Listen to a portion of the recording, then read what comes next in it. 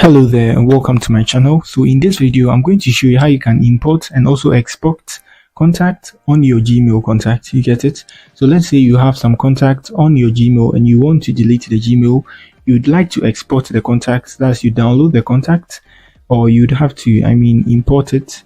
After exporting it, you definitely need to import it on a new Gmail you create for yourself. So let me show you guys how to do this. So to export a contact, you just need to select the contact. You can select them all like this, and now we tap on export here.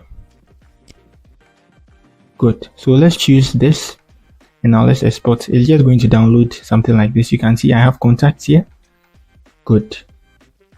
So let's say I've deleted this Gmail, this is my personal Gmail, and then I want to import my contact from that Gmail to this Gmail. What I need to do is I come on here and tap on import here, and then I select the file. You get it? Let me choose this once again and let me import it like this. You're going to see the contact here will be duplicated because it's the same contact here.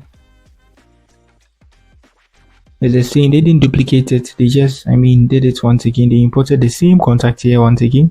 So that's it on how you can import contact and also export contact from your Google Contacts. It's very simple and easy.